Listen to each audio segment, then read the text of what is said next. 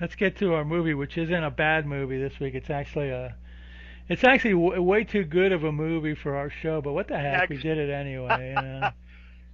yeah, we're doing the 1961 movie The Innocents, starring Deborah Kerr.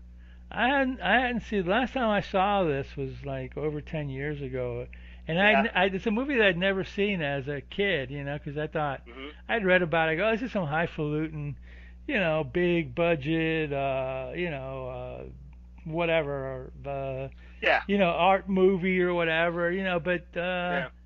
it is creepy as all get out too. Yeah. It's creepy and eerie and moody, and it's one of the two ghost movies my mom would watch. Really, what was the other one? The other one was called The Uninvited, starring Ray Oh Milland. yeah, that's a That 40s was a one. creep. Yeah, that was a creepy one too. Oh, I've never seen that. Yeah.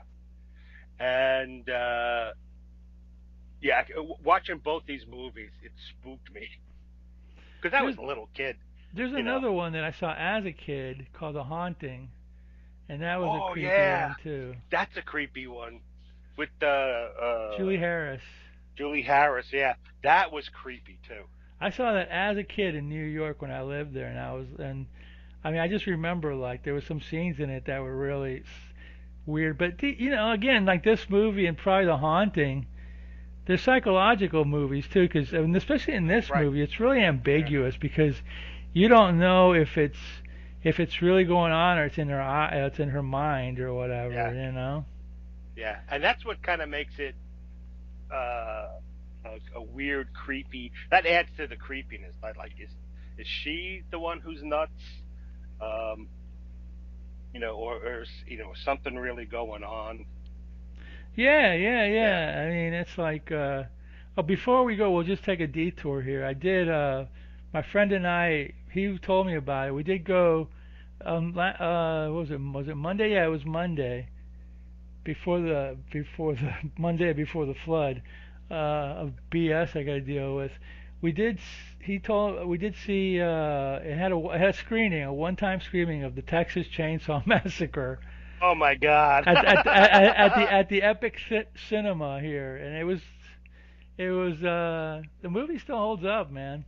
Yeah. The movie still holds up, but man, we had to sit through at least 30 minutes of commercials and crappy trailers before that movie God. came on. But that movie still holds up, and you know what? It was funny. Was reading about it. It's like I thought it was funny that the director Toby Hooper Hmm. cut out gore or tried not to use that much gore because he wanted to get a PG rating for that movie. I just laughed my ass. Were you really expecting a PG for this movie, dude? I mean, Oh what were you God. smoking? I Yeah. mean, regardless of like if it's not an ultra gore movie, it's an intense, effed up, psychotic, crazed. It's like a movie. It feels like a It's movie that was made by insane people. yeah. There's Not just the some insane people in the movie, but some of those movies. They have this weird uh, feeling to them that it's not really a movie. He was just walking around with a camera filming really weird people. yeah, because they were all very like people, actors that you never heard of before, and they're Exactly. really they're really over the top and Yeah. I mean, that's I get the same feeling from The Innocents in a weird way because it's all about being it's a kind of a similar thing because it's all about the house.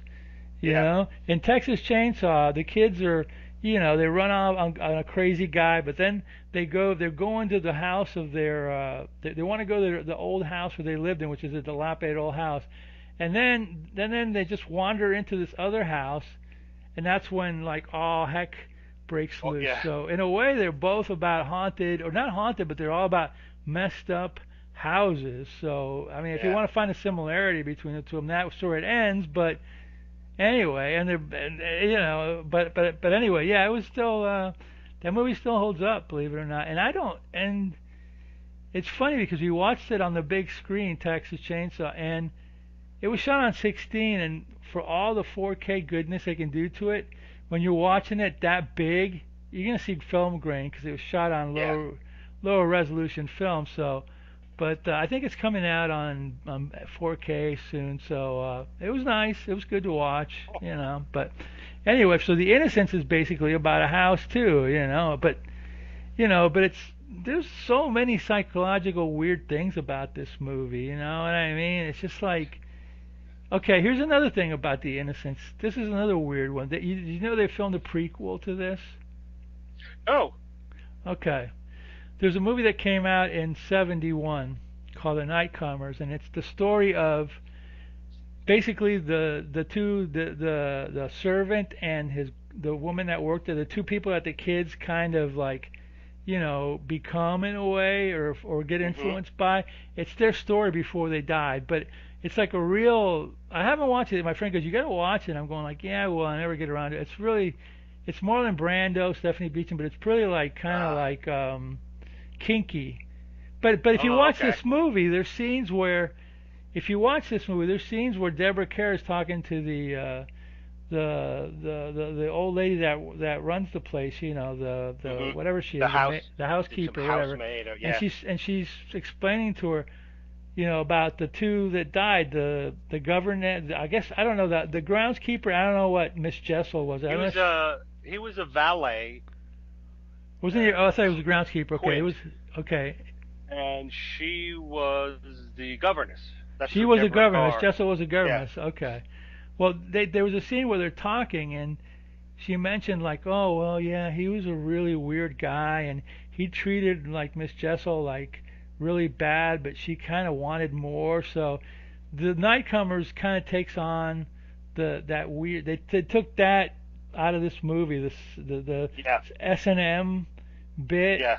and the Nightcomers supposedly is a story of the kids and seeing what these two are doing and being influenced by these two, and that's how they came to be so effed up when she meets them in this movie. But once again, in this movie, well, it's obvious that the young boy is got problems because he got kicked out of school, you Yeah. For know, for saying saying weird, whatever, or, whatever he horrible did. things. Yeah, and Yeah. that kid was in Children of the Damned. Yeah. He was the main kid.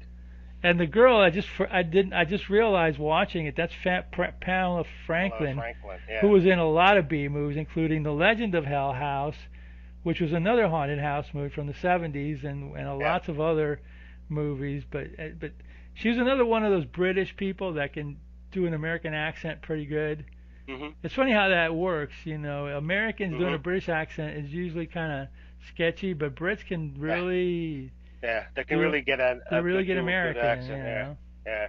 But anyway, so yeah, those are the two kids, and I forgot about that, and then if you notice in this movie, there's scenes, and I guess it's the cinematographer, the director was Jack Clayton, famous director. The cinematographer was Freddie Francis, who went on to do a lot of Hammer movies and stuff. But did you notice that in some scenes, like the edges of the film were kind of like blurred or whatever, Yeah. or I don't know what that was all about, but it did give a weird feel to it. But not everything. It wasn't throughout the movie. It was just when they were in the house, I think. Yeah. That the house. It's not overt, but the house does seem to possess something because it's so isolated. It seems to possess something weird and it's like some energy of its own, and it's very very subtle. And I forgot how many times the spirits showed up. I thought it was just twice, but it was like there was more times than they would could just. There's that scene where she's in the hallway, and Yeah. that lady just Just floats swooshes by by. real Yeah. quick. Yeah. And then like in the field and in the window. When I first watched it, that scene when he comes into the window, that got me. It was like, whoa, what the hell is That's this? yeah. That is and it's not like a quick thing. He actually comes in and stares at Yeah, her, yeah, and yeah, yeah. she sees him, and it's almost like, well, there's no denying. But then as it goes on, you're like, well, wait a minute, is this her her Cause she weirdness? had just seen his picture Yeah. in that little room, which reminded me of the room in Dementia 13 where the toys were and Yes. all that stuff. Yes.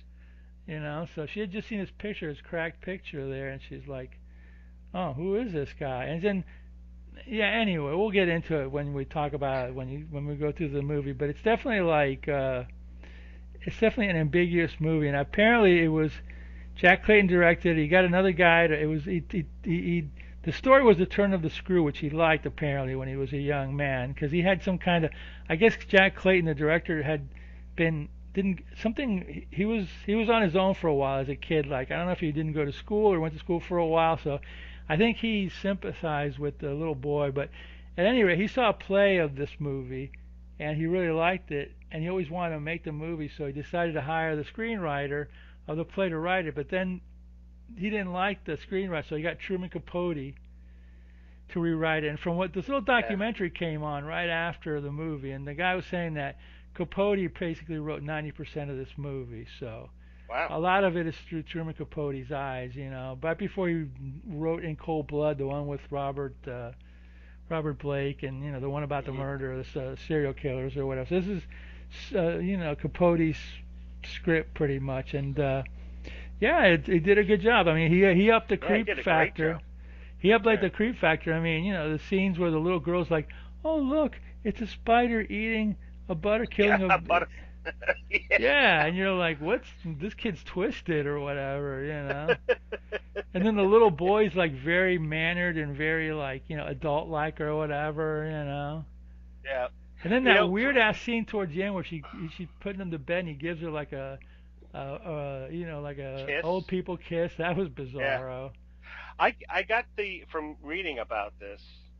I got the feeling, and it wasn't sort of mentioned in the movie, but I got the feeling that the kids, when they were possessed by the ghosts, If were up they to if they were some. possessed by the Well, if ghost. right, but that the kids were up to some shenanigans of an adult nature, Oh, is and just that is that like interpreted somewhere?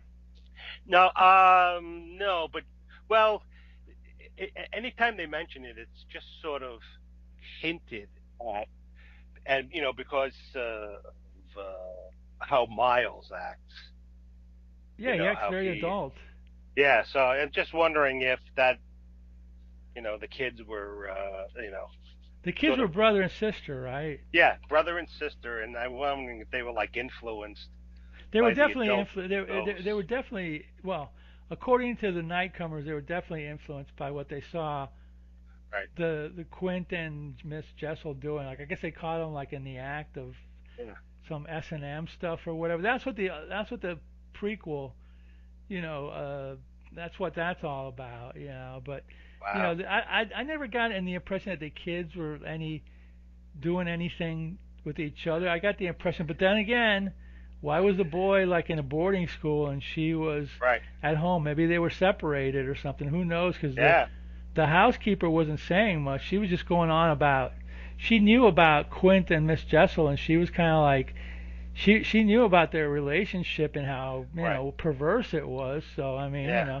and at the beginning when Deborah Kerr is talking to the the what was he, the uncle of these kids or Yeah. whatever. The uncle. Yeah. He didn't want anything to do with them, and he said Yeah. I think he even said he felt guilty about it, but Yeah. Yeah. But I think the way Miles kissed her. yeah, that was perverted.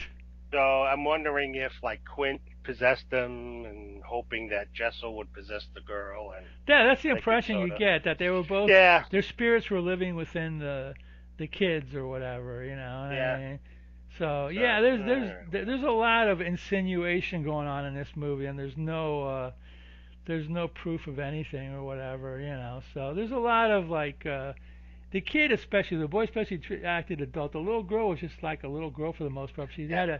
She had the creep factor too. You know what I mean? And Yeah. and then you get the impression at the beginning that Deborah Kerr is like a spinster, like repressed in Yeah. a way. Yeah. And she also seemed kind of There's a lot a of shots little. of her where she had this look on her face that it looked like she's crazy throughout the whole movie. Yeah, she looks a little off kilter too. So I was like, what's going on here? Is she a bit nutty cuckoo too?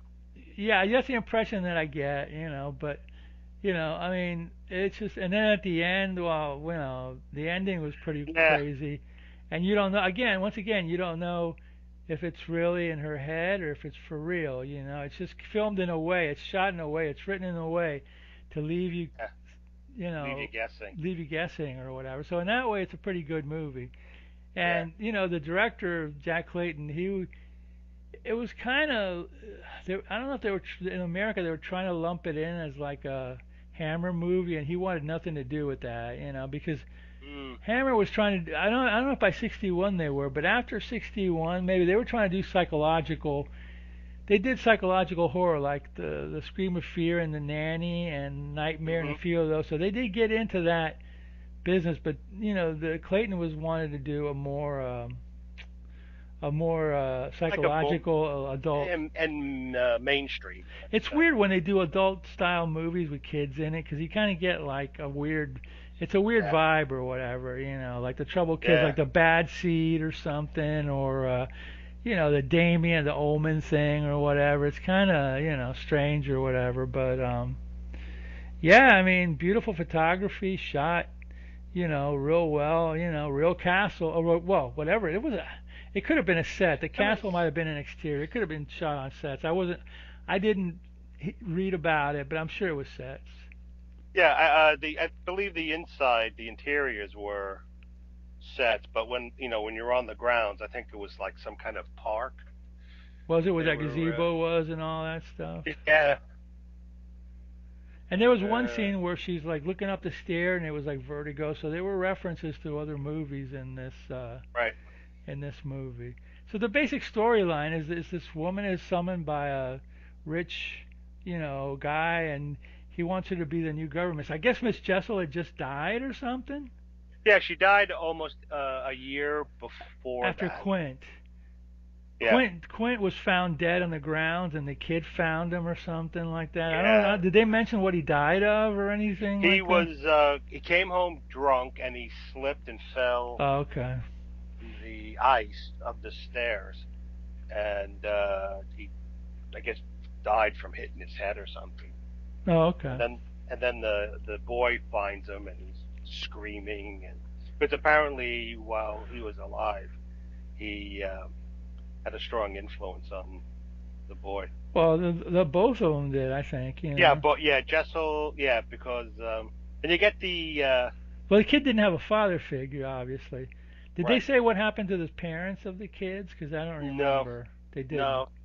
He just Okay. alluded to the fact that he was suddenly the uncle Michael Redgrave. Just That's totally. Redgrave, huh? That's the Yeah, father of Vanessa and Lynn yeah. Redgrave. Okay. And then yeah, he just referenced that he was suddenly responsible for two kids, but they never really go into what exactly Yeah, I was happened. wondering if I missed something, because Yeah, but at any rate, yeah. So she's hired to, and she's all okay, sure, I'll do it. She's all thrilled about it, and I guess she lived in like, even though she didn't dress like a poor person, I guess she lived like in a real, you know, uh, whatever poor area, and yeah, all of a sudden she gets to live in a big castle, you yeah. know. Her supposedly her father was like a minister or a Yeah, parson or whatever. So she grew up in a tiny place, and I guess they're not priests or parsons or whatever, aren't paid very well. yeah, yeah. So she's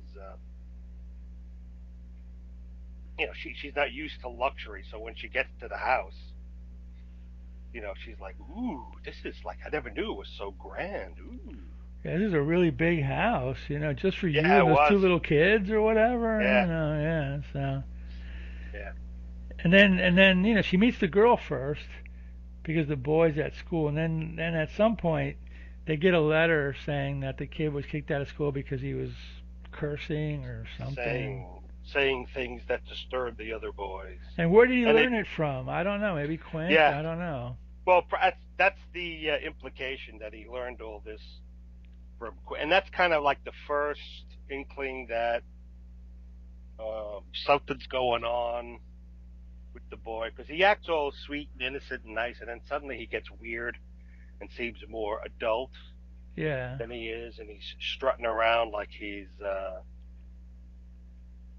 the man of the house and stuff, Yeah, and basically. Yeah, yeah, yeah. Right, right. yeah, so really weird. So and then she keeps hearing the little girl keeps singing this song from a music box, That's right. and uh, she keeps hearing voices or whispers or something, That's and right. There was some whispers in the beginning of it that she was like, when she first got there, she thought she heard a yeah, woman's voice, and she's like, "Who's that woman out there?" She goes, "There's nobody else here." Yeah. yeah. So it was all done very effectively, Yeah. and again, even at the very end, you're still not sure if Yeah. Deborah Kerr was the one who's the only one who saw the ghost, or there was something really going on. And I think the first ghostly appearance was when she went outside and she saw like a figure in a tower with like She was outside cutting there's a flowers. lot of roses in this movie. There's a lot of reference to roses. She's cutting roses. She's roses or rose petals are like dying. You know, it's all like a Yeah, deterioration or something. so I think it's like probably meant to be symbolic of decay or Yeah, something like that. Yeah. something like that. Yeah. So Yeah, she sees yeah, she looks up and right. She sees like like a gray figure in a tower with pigeons all around or whatever. yeah. So she goes running up, and Miles is up there with dove because there's the doves or pigeons or whatever they are. Whatever they were, yeah. And she's like, "Who is that man up here?" And he goes, "Oh, I've been here by myself all this whole time." She says, "Well, if there was a man here, I saw him." And he's like, "Oh, I don't know. I don't. It was just me and stuff." So then, that's sort of like the first inkling that something going on. And at that point, she might have had some like I don't know, bad dreams or something, but that was like before like, this it was Yeah, that was before the story of the two right. so, I don't know if she had seen that picture of the guy yet either. The scene where you first see the window is when they're doing the hide and seek. Yeah, When the kids want to yeah, play hide and seek. yeah. There's um, yeah. So it's bedtime, and they're like, she's like, "Well, let's play a game of hide and seek." They want to play something, before they go Yeah. to bed, so. So she um, they go hide and they're up in some attic or something. She goes up and she, like she said, she sees the cracked photo of Quint, and then something weird happens. It's just a weird thing, and then suddenly Miles comes out and he grabs her around the throat and he's squeezing her, and she's like, "Oh, Miles, you're hurting me. Stop!" He goes, and he's like, well, "Did I scare you? Or are you frightened?" And she's like, "Oh, Quint, you're hurting. Miles, you're hurting me." And so then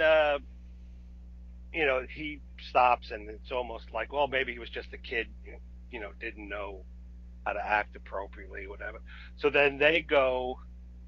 Oh, she also finds a music box that's playing a song that Pamela Franklin keeps Right, when she humming. went to hide, yeah, right.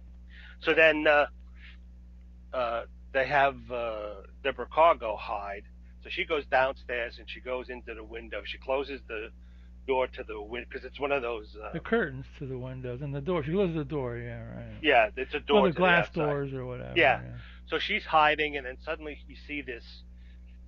It's all foggy out, and this ghostly figure, starts walking towards her, and then you see the guy's face, and it's kind of blurry and indistinct, and she's like horrified, But he comes and closer. It's like in the background, and it just keeps moving forward and forward and and he's forward. he's he's not walking, he's gliding. He's gliding, yeah.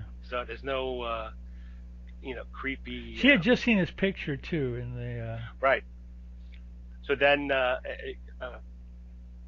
she gets freaked out, and then she tells the housekeeper about what she saw, and the housekeeper knows there's something going on, but she's the kind of person like you don't talk about it and ignore it and just like bury it, and then everything will be all right. So she's saying, I saw his face. I know what. Oh, I know what. So she went up and she got the picture of Quint and brought it down. This is who I saw. And oh no, uh, he died, and that's what she finds out how he died. He She slipped finds and out fell about on how he ice. died and all this Yeah, weird relationships they had or whatever. yeah, and apparently the kids used to follow him, Quint and Jessel, around. They were the Uh, mother and father figure, kind of. yeah, kind of, yeah, and but also apparently they used to have sex in all the other rooms in the house and didn't mind if the kids saw them and stuff. Yeah, which And is what I was talking about in the prequel, where they yeah, showed what was oh going god. on. Yeah, I know. It's weird. And Marlon then Brando. Oof. she finds out that Jessel, she kind of liked that S&M stuff and being hit and whatever. And when he died, she eventually died of a broken heart or despair. Yeah, And something like that. That's what they were talking about. Yeah. So, and they were buried on the grounds. I think there's a scene where you see their yeah, gravestones.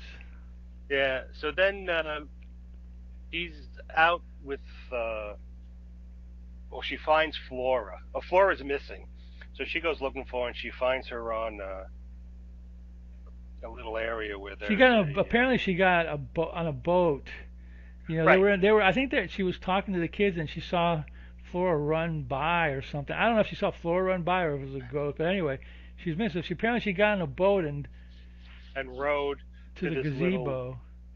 gazebo on a little peninsula. So Deborah Kerr goes there, and she's like, "How did you get here?" And she says, "Oh, I got in the boat and rode." "Who taught you to row?" She says, "Oh, it was Miles." So then, as she's talking, she uh, She sees. what's her name? Pamela Franklin starts singing or humming the song again, and she's sort of staring out at this little area in the water that it's like a little island, I guess, and it's full of tall grass. And then uh, Deborah Kerr sees this woman dressed in black with this sort of, From far you know, away, where you can't even see if her features really, it just looks yeah, but creepy. the face kind of looks sad, but you're not sure because you can't, like you said, you can't really see the face. And I think she had seen that figure before earlier in the movie. I think there was Yes, another she did. scene. When they were playing hide and seek, I think she she was saw. looking for the kids, and she saw this dark, this woman in a black hair and a black dress You sort know, of what it reminds me float of. by. What it reminds me of that witch on the cover of the first Black Yes, Sabbath album. yes, yes.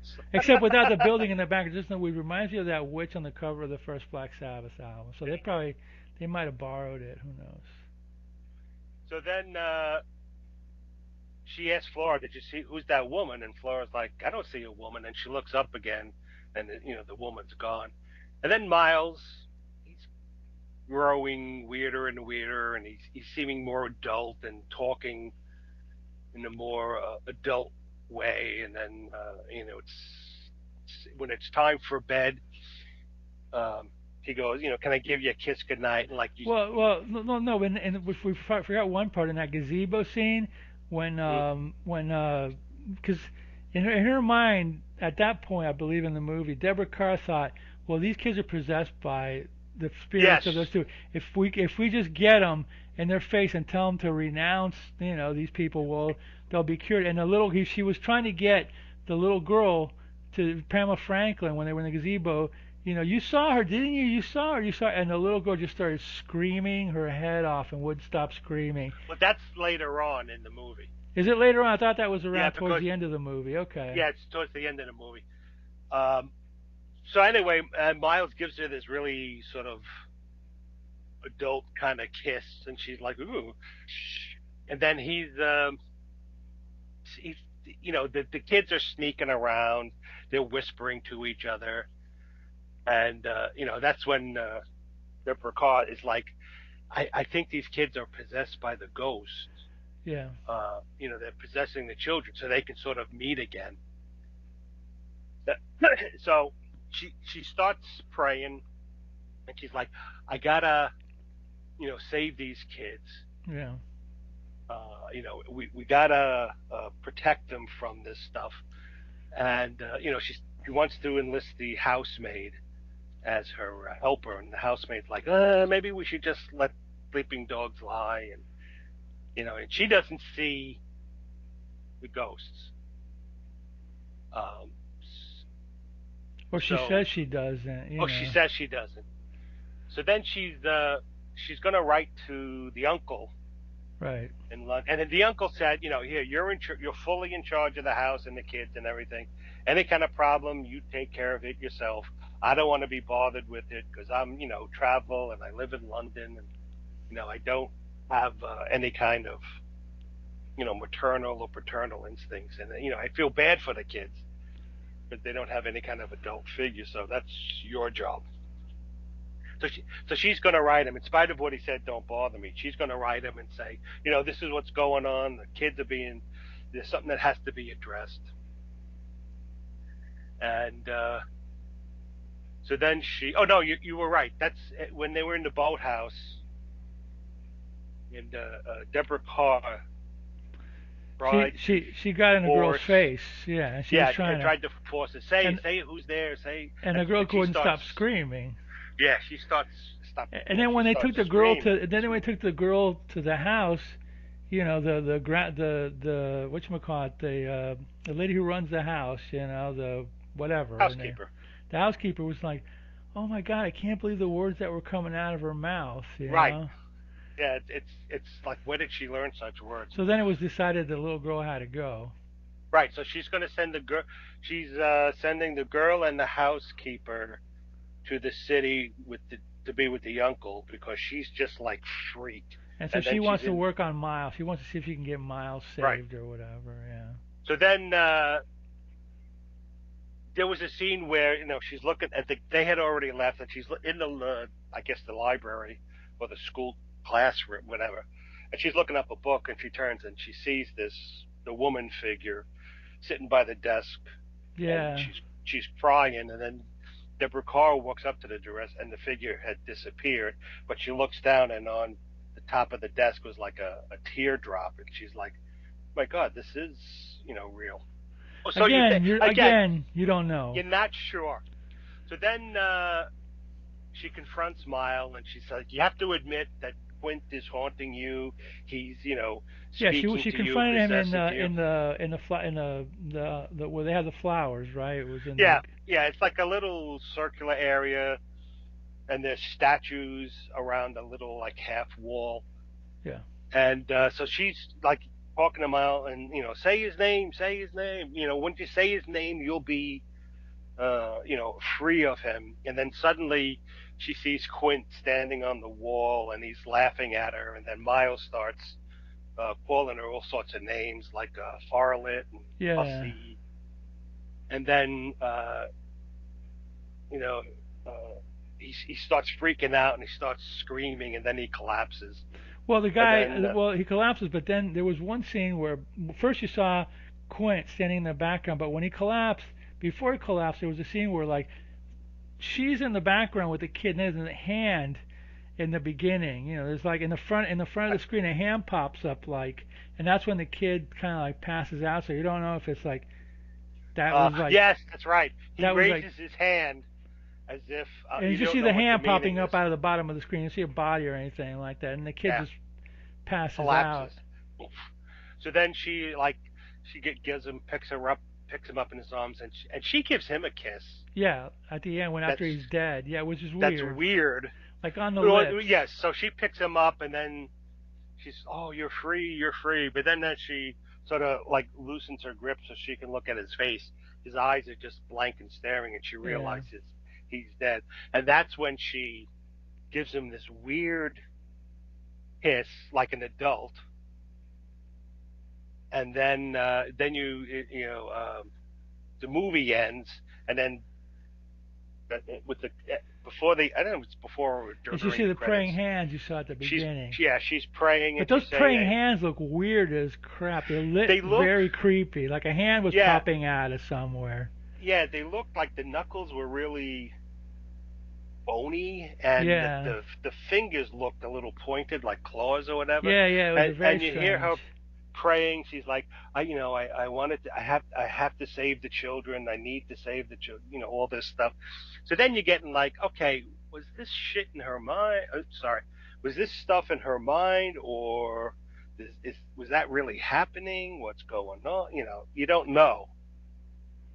No, But that's what the movie does. You don't know. right, and I never it read the leaves you. book, so I don't know. It leaves you. I think the book is kind of ambiguous too Yeah. at the end. But yeah, so and because you don't know what the hell is going on, it adds to the creepiness of the thing because you're like, okay, who's the real evil person? Was it Deborah Kerr because she was really repressed and crazy, or was it the kids who were possessed by the ghost? Were the ghosts real, or were they a fabrication of her mind? And so it's all sorts of I mean, you do get the impression that regardless of what was going on in her head, that the kids were definitely influenced by the groundskeeper and yes, the governess. They're definitely the Quint guy definitely like he was the only father figure the kid had, so he may have. And if the guy was like a drunken S&M guy who treated it was like what kind of role models did these kids I, have? You know what I yeah, mean? exactly. Never So yeah, it was never insinuated that Miles and his sister did anything, but I mean, I don't remember it being insinuated, but it was definitely like the kid. There was a reason. There had to have been a reason why they were separated. So, yeah. So there's a lot of unanswered lots of questions, unanswered questions. Yeah. and yet at the same time, it was a really good movie because sometimes when they leave unanswered questions, it's like, It's well, in your. what the hell's going on? It's not satisfying, but this was really satisfying. Well, it's like when they show when you're watching a movie and let's say there's a scene where something violent happens, but they don't dwell on the gore. Your Right. mind fills in the blanks, and you're like, oh, Right. Or something happens off screen, yeah. and like You hear a sometimes they'll scream, play and in then you don't the see yeah anything. You see like somebody walking off screen, and you see somebody coming behind them, and you hear a scream, and you're like, what happened? And then yeah cut to the autopsy scene. Well, we found her laying there, and she had been cut into 20 pieces, and blah yeah blah right blah, and you're like, oh crap, really? I didn't see anything, but that's messed up. That kind of yeah that's something that's yeah lost in today's movies. oh yeah I remember in the movie Wolfen, which starred Albert Finney and I seem to remember that movie. I don't even remember if I he watched it was or not. he was a tap dancer. What the hell was his name? Fred Astaire? And No, no no. no no Gene Kelly? no No, Joel no Joel Gray or somebody like that. Was it Joel no hold on Gray? a second, let me look up. Yeah, look it up because I remember you're right. It was a dancer. uh Yeah, I think I did see that in the theater. I'm not sure. It was so long ago. who's the actors? I saw it around the same time as American Werewolf in London. And what was the other one? The Howling. There was a lot of werewolf movies around the early Yeah, 80s. Gregory Hines. Oh, Gregory Hines. Okay, yeah, Yeah. you're right. He So was a anyway, dancer. Completely y- different you from know, all the other three, but they find a body and it's on I don't know somewhere on like a bench or something, and Gregory Hines is there first. He's a cop, and so is Albert Finney. And Albert Finney comes along, and they're looking at him. This guy's been horribly mutilated. You don't see the body. I mean, this the body's off screen. So Gregory Hines is talking about it and says, yeah, that's a horrible attack. It looks like an animal. I mean, look at the throat; it's ripped off. You wouldn't be surprised if the head, and then you hear a thud. He goes, "Oh, falls off," yeah, there you or go. something like that. But that was so you imagine this stuff, and Yeah. it's like, oh. But now with lately when they do all the special effects, you have to see everything in high detail. It's like I don't Oh, want to watch this. well, they did. Here's the thing, and it was unfortunately I couldn't watch this movie. They did do another. They did. Oh God, around 2000. I can't remember what the name of the movie was. They did do a remake of this, and it starred Nicole Kidman. Really? Yeah. Look, if you can look it up, see what it called. I don't know if it was called The Others or Oh what. yeah. The others. Yeah, I saw that too. But here's the problem. My friend wanted to go see it at a drive-in, and Yeah. they was playing at the drive-in, but they were shooting the movie up against the wall, and the whole time we were there, the wall was facing right next to the entrance, so all we kept getting was glare from cars coming in. So I don't even know what that.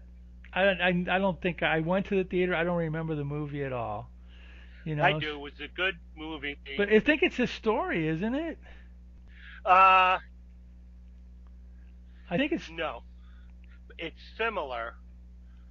What it is her and the kids are the ghosts, and they Oh, don't okay. realize it. That Oh, was a okay. that was a creepy movie too, and I really liked. Oh, okay. Well, maybe one day I'll maybe one day I'll get to watch it. Like, I'm sure Tubi has it. You know Oh what I yeah, it's mean? gotta. Yeah, Yeah, it was called The Others. Yeah, yeah, yeah. That's yeah, right. the Yeah. others. Yeah, and that was a good movie, and I like that twist at the end. And even then, there was a scene where because there's like a maid or a housekeeper and a butler and stuff, and there's one scene where he wants to go escape, and the maid and the butler are like walking up towards the door, and they're just standing there staring in at her with this weird smiles on her, and they were dead too. So it was, Oh, okay. oh man, it was a good movie. It was a Oh, real good okay. movie. So it wasn't a remake of this movie, but it was No, inspired. It would probably was inspired by it. right, it was. I'm sure it was, and I think there was a remake of this movie in like '80 maybe or something like that. Let me see if I can find information.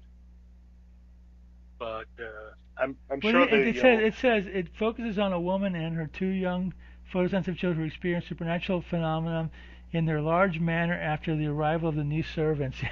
You know, yeah, it's not Turn of the Screw, no, definitely, but no, it's got to be like major influence. But yeah, I was not able to enjoy the movie because we kept it's not the kind of it doesn't seem like it's the kind of movie you would want to see at a drive-in anyway. You know what I mean? yeah, Plus, this drive-in, the Thunderbird in Fort Lauderdale, when we saw it, it boasted it had 11 screens. So they were projecting movies on the side of buildings, and it's oh like that's not a God. good place. That's not the right place to do it or whatever. So. So apparently, The Innocents was the first film adaptation. Then in '63 there was an Argentinian Spanish film Hmm. of The Innocents. Then a 1987 movie.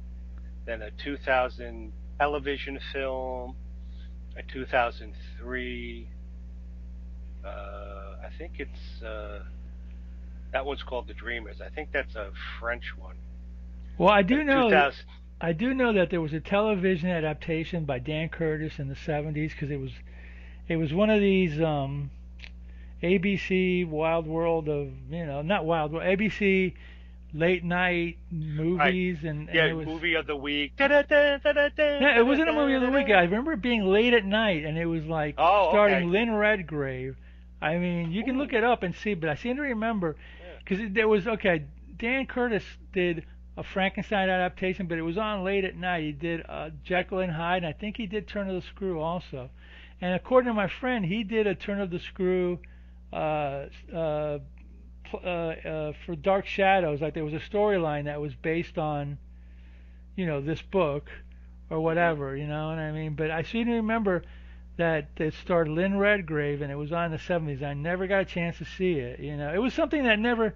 I mean, this concept at first never appealed to me because a nanny and two kids and whatever. But when I actually sat down Yeah. on TCM and watched the movie, this one, I was like, oh, this is actually pretty good. Does it say Yeah. anything about it? Dan Curtis, Turn of the Let's see. Screw. House of Dark Shadows, Night Strangler, Norless Tapes. Oh yeah, Turn of the Screw. It wasn't. It was a. Yeah, Lynn Redgrave. Yeah. Yeah, yeah, yeah. I Yes. remember it. I remember it. He must have liked that story or whatever.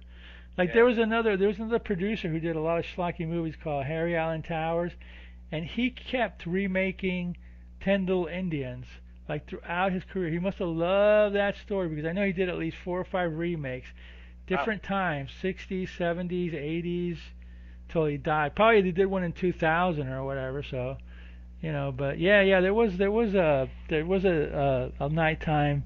It's a classic story, you know what I mean? It lends Yeah, itself it is. to reinterpreting or whatever. Yeah. Yeah.